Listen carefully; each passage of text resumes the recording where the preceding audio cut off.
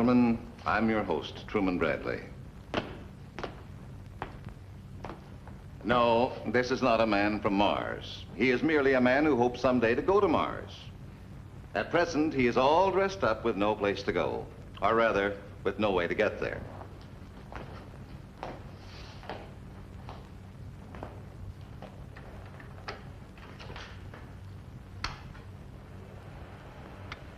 This is Mars as photographed through one of our largest telescopes. Will man someday succeed in reaching Mars? And if so, what will he find? Let's ask an astronomer who has actually observed Mars to tell us about our neighboring planet. This is Dr. Robert Richardson of Mount Wilson and Palomar Observatories. How do you do, Doctor? How do you do? Won't you be seated, please? He has written many articles on astronomy and is the author of this recent book, Exploring Mars. Tell me, Doctor, how far is Mars from the Earth? It varies, Mr. Bradley, from around 35 million miles up to 248 million. This year, Mars makes one of its closest approaches to the Earth. In your opinion, Doctor, is there life on Mars? There is evidence of plant life. Mars has large blue-green and gray-green areas that change color and shape, just as vegetation on Earth changes from season to season. How about animal life? It's difficult to see how animal life, as we know it, could exist on Mars. The atmosphere of Mars is thin. It contains very little oxygen. Dr. Richardson, could human beings survive on Mars? They could, with pressure suits to provide oxygen and protection from the severe cold. But it won't be easy. Life on our own familiar Earth is sometimes difficult. The task of adapting to conditions on a strange planet might impose severe physical and psychological problems. I'm sure, though, that this will not keep men from trying to get there. Do you think human beings will reach Mars in our lifetime?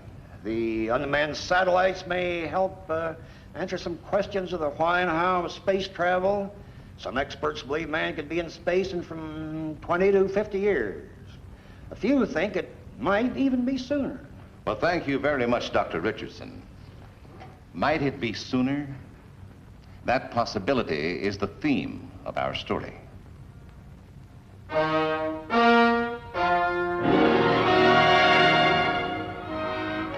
Here is civilized man at play. He is cheerfully paying money for the privilege of being dropped, wrenched, whirled, and flung about at breathtaking speeds. And here is civilized man at work. The machinery is similar to that of the amusement park. The forces created are of the same type, but much more powerful. This is a human centrifuge, one of the tools of aviation medicine. The man in this machine revolves with 10 Gs, meaning that his 200-pound body weighs now 2,000 pounds. Its purpose, to determine how the human brain and body react to the tremendous accelerations of jet planes. And as in many learning processes, the experience is often painful. Well, how are you feeling? Feel fine. I'll be out of here the first thing in the morning. Whirling around in that centrifuge. After all, you're not exactly a youngster, you know. I know, but very few youngsters have the medical background for that particular experiment. Oh, it's a fine use for a medical background. Riding rocket sleds at Murex, spinning in a centrifuge. Am I engaged to a doctor or a stuntman? Take it easy, Janice. It's all over. My resignation. I'm handing it in the first thing in the morning. Oh, Arnold, do you mean it? Yes, a couple more days to clean up the loose ends at the university and then back to private practice. And no more centrifuge. This was my last fling. I had to make some psychological reactions at 10 Gs. Well, I'm only interested in psychological reactions at 1 G.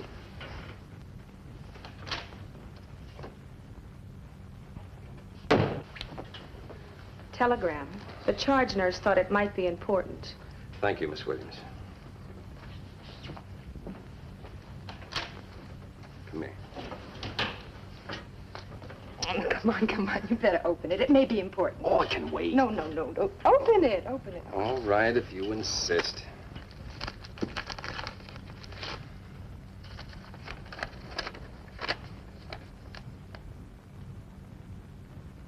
Is it bad news? Oh, but I have to be in Washington Wednesday for a conference. For a conference? On what? I don't know. Maybe I better leave in the morning. It's from Everett Sturgis, Under Secretary of Defense. It's an absolute fact, Dr. Bryan. The technical details have all been worked out. It's incredible. Space travel within 3 years. The new rocket fuel our scientists developed has set our calendar ahead at least 10 years.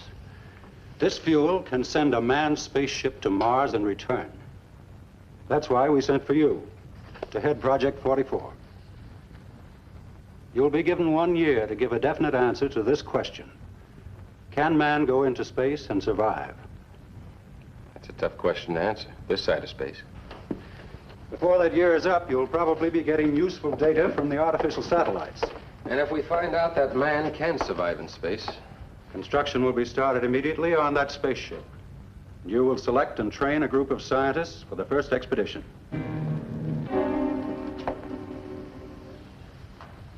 I know, Janice, I broke my word, but this is bigger than private practice. Not financially, but important. It's always going to be something important. More important than us. But this is important to us. I can't tell you too much about the project itself. For the time being, it's top secret. But I will need your help, Janice. Urgently. Part of the work is in your line, analytical psychology. It'll mean measuring aptitudes, medical, physical, and emotional. Special talents, personalities. See, I will need your help. It does sound interesting. We'll be working together? Yes, this is the break we've been waiting for. You'll be working in your field, and I'll be working in mine. We'll be working together as a team. How about it? You my girl? I'm your girl. Here in the laboratories of a large Western university, brilliant men and women are learning to unlock the mysteries of the Earth. Are any of them capable of exploring the secrets of another world? Electronic card sorting machines sift the scholastic records of hundreds of science majors and postgraduate students. Specialists in geology, geophysics, mineralogy, medicine, biology, botany, and meteorology. Rugged physical tests eliminate all but those with exceptional stamina. Young scientists are subjected to many times the effect of normal gravity, here in the centrifuge, just as they will be if the spaceship hurls itself free of the Earth. Over a period of months, the candidates are narrowed to a few of the most brilliant, healthy, and adaptable. Among them is Ed Garrett, a former Army jet pilot, now a graduate medical student. Like we told the others, Ed, going from here on in is going to be tougher, more confining. So if you feel you're up to your limit now, this is your chance to resign from the project. Look, Doc, all I want to know is one thing. Does this research fund keep on paying for my medical studies? Yes, as long as you remain with the project. Well, then you got yourself a boy because you pay for my education. The body's all yours. Okay, Ed. Would you mind signing this? It's just a routine stating that you're single and no dependents. The signature merely means that if you do get married, you're to be released from the project, and the government is no longer responsible for your medical training. Sure. I'll sign anything for what you're doing for me, Doc. 4 men and 4 women, each a specialist in a field of science, at last learn the basic purposes of Project 44. They listen amazed as Dr. Bryan reveals that it is technically possible to build a spaceship capable of a flight to Mars and return. However, there are certain problems yet to be solved. Can human beings endure the monotony and utter isolation of spaceflight? Can they carry out their scientific work under the conditions that we feel exist on the planet Mars? We'll find this out on our next series of tests. And if you pass those tests, you 8 people will be on that ship when it takes off for the planet Mars. Hey, Doc? Hold it, everybody. I'll answer all your questions. But first, I'd like to say that none of you will be drafted or shanghaied. If you pass the tests, you can volunteer. Crane, you have a question. Yes, sir. How long will the trip take? 2.5 years. You will take the ship 8 months to reach Mars and another 8 to return. Well, then we'll be on Mars over a year. A year and 3 months. Planetary positions are most favorable then for the return trip to Earth. What about danger from meteors in space? That, frankly, is an unpredictable hazard. Dr. Fred Whipple of Harvard estimates that on a 6-year voyage, a ship should encounter 1 meteor. I'm almost afraid to ask this, but we women, are we just being included in the tests, or do we get to go to Mars, too? If you pass the tests and you volunteer, you go to Mars. You 4 girls have already proven that in acceleration tests, you're equal to men, some even better. As a noted rocket expert pointed out, women adjust themselves better to drastic temperature changes. But why was I selected? I'm a divinity student. Because you are a divinity student, and you'll be a minister before takeoff time.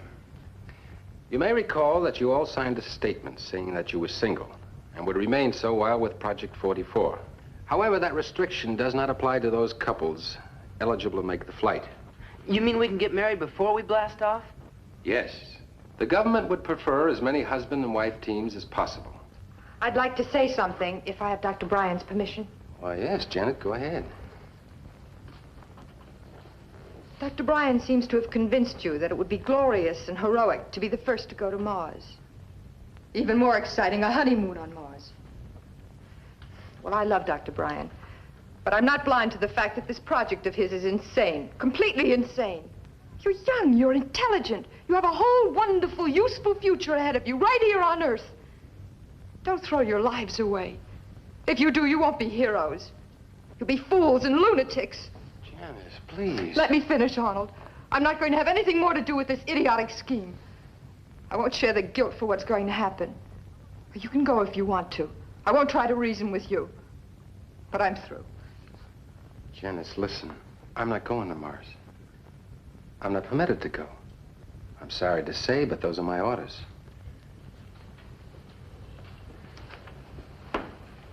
Miss Morgan has spoken under deep emotional stress, obviously. But she has spoken sincerely, and her remarks deserve consideration. If any of you feel that you'd like to resign from Project 44, you're free to do so, without prejudice. Any of you who wish to continue with Project 44, the first expedition into space, please stand.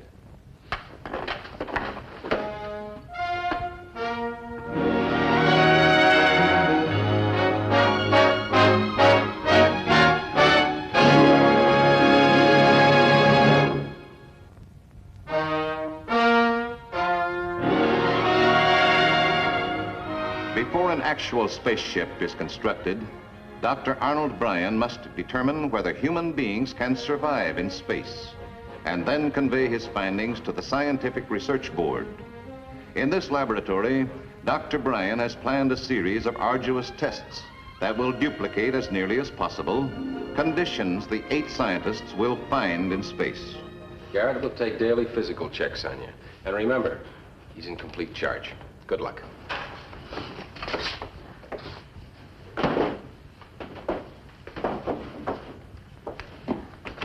Start the test. Repeatedly, the young scientists are subjected to the centrifuge test as Dr. Bryan checks their ability to withstand rapid acceleration. She really blacked out. How many on the machine? 6.5 Gs. I can't understand. She's taken as many as 12 Gs without blacking out. Beats me, Doc.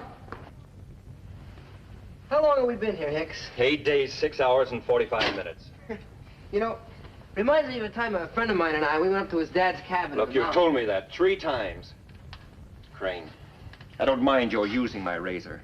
But will you have the decency to clean it when you're through? I didn't use your razor. I got my own razor. Well, somebody used it. They're the only ones in this compartment. Look, Hicks, I told you, I didn't use your blasted razor. All I ask is, next time, clean it out. Yeah. Ed, can't you bring us some more books? We've read these twice already. Technically, we're out in space. Where will I get any books? Wish I'd brought some with me. This is a test, remember? You don't think they're going to let us bring books to last 8 people 16 months in space, do you?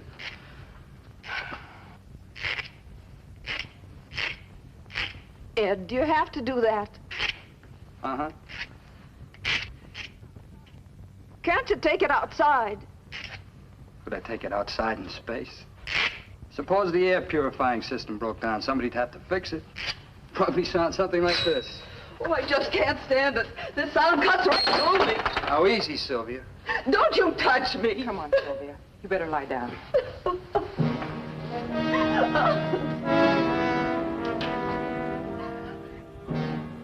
Disturbed by Garrett's reports of increasing tensions in the isolation test, Dr. Bryan abruptly discontinues that phase and puts the group through more active experiments. In the spin test, Dr. Bryan determines the ability of each of the group to recover his sense of balance and orientation and to perform certain tasks requiring coordination. A spaceship, before landing on a planet, must reverse its position so that the speed of descent can be reduced by the rocket blast. If the ship were to go into a spin, immediate precise action would be required to prevent certain disaster.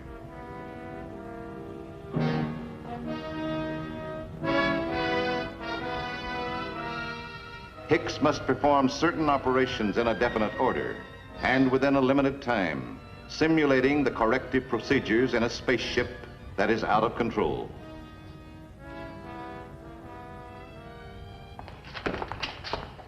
Now, you both understand what you're to do.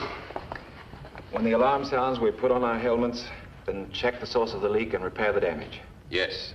Now, remember, when Garrett hits that decompression switch, the air in this tank will flow to the vacuum tank on the outside. Within seconds, the pressure in this tank will drop to the atmosphere at about 60,000 feet. You'll only have about 30 seconds of useful consciousness. So make it fast and make it right the first time. Okay, Doctor. Yes, sir. Good luck. If a meteor should penetrate the hull of a ship in space, the air would escape in a few seconds. In this decompression chamber, the scientists are tested for their reaction to sudden loss of air pressure. They learn to get accustomed to the uncomfortable pressure suits and to work in them. You all set? Are you all right?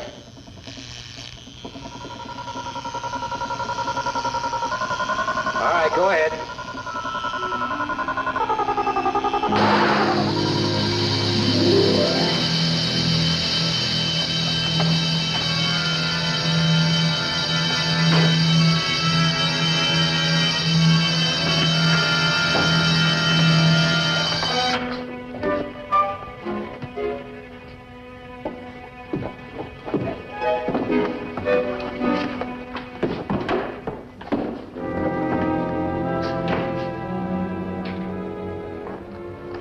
How's Sylvia? She'll be all right. 3 or 4 weeks in the hospital. She has a collapsed lung. Oh, then she won't be returning to the project, will she? No. Garrett, we've had bad luck ever since we started this phase of the tests. They're physically unable to pass tests they sailed through before. Well, maybe it's psychological. Maybe they have a subconscious resistance against going into space. It's possible, I guess. But they were so eager, so enthusiastic. Yeah, when they thought it was a general research project in space medicine. But now that they've learned that they're going to be shot off to Mars, well, it's just an idea anyhow. It's possible, I guess. One thing I am sure of, be suicide send that group into space. Physically and emotionally, they're just not fit.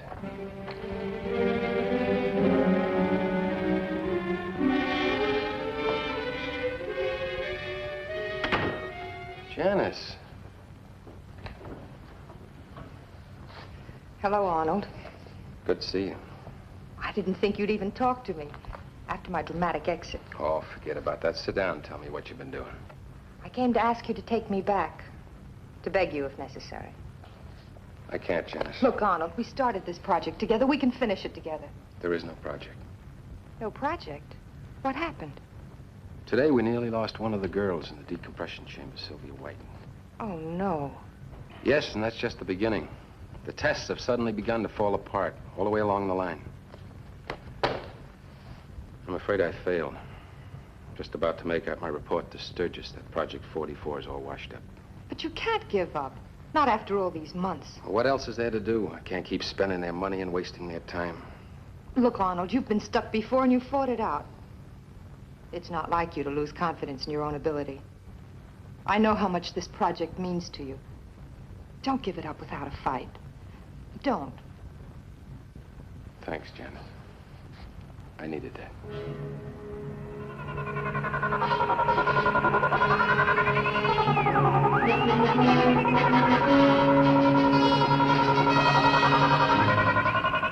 The same night, Dr. Bryan examined all instruments and control boards and arrived at an unexpected conclusion. His next stop was Garrett's apartment.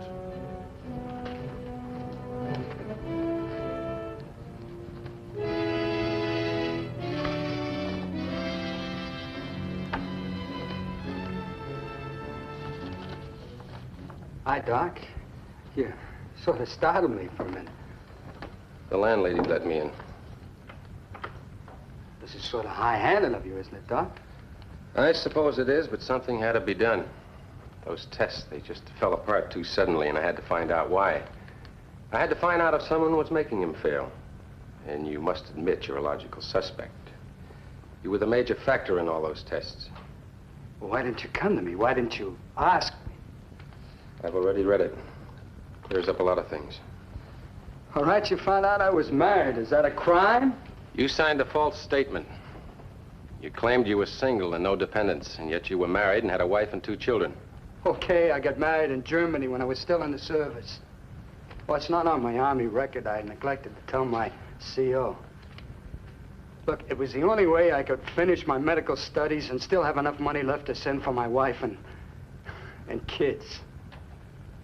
After the project was over, I figured I could still have enough left to send for them and start my practice. Otherwise, it'd take me 3-4 years. I wouldn't go through a man's personal mail just to check on a little thing like that. But a girl was pretty near killed today in the decompression chamber. Her helmet was tampered with. I also talked to the others, and their stories don't quite jive with the reports you sent in on the isolation tests. And then those sudden failures of the centrifuge test, it just didn't make sense. So I checked the machines and took the tests myself tonight, the centrifuge test, and I blacked out. Then I checked the gauges, and I found out they were changed. All right. What's the use, huh? Sure, I doctored the reports. I doped their rations so that they would be irritable and lose weight. I did everything I could to make them sore at each other without blaming me. I even rewired the centrifuge, so when I ran it, I gave him 14 Gs. But I wrote it down as 6. And Sylvia's helmet? Yeah. You know, you might have killed her. I didn't think it would be that serious. I just wanted to scare all of you. I wanted you to call the project off. You ruined a project just to save yourself from exposure. Listen, don't you understand? I couldn't go on any 3-year journey into space. Not with a wife and 2 kids overseas. I'm their sole support. I was trapped. There was nothing else I could do.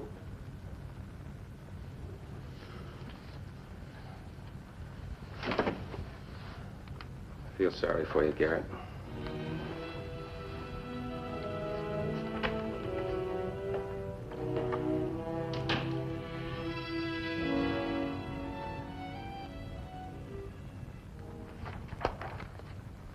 This is the answer we'd hoped for, Dr. Bryan. On the basis of these final tests, there's no doubt that this group can go into space. You've done an excellent job, both of you. Thank you, sir. Thank you. It's amazing that only 2 of the original 8 were disqualified. However, I heartily approve of the replacements. Construction will begin immediately on the spaceship. And with you 2 aboard, I am confident that the first expedition to Mars will be a success.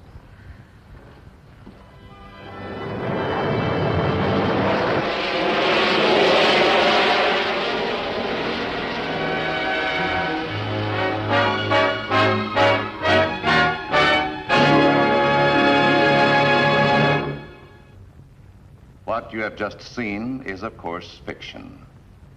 Man's first expedition into space is still in the future. That future, however, is already on the drawing boards of science. Even now, experiments and tests are being made that may someday turn mankind's dreams of space travel into reality. Perhaps you and I, before we are much older, will witness this great adventure, a journey to other worlds. I'll be back in just a moment. I hope you enjoyed our story. We'll be back with you a week from today with another exciting adventure.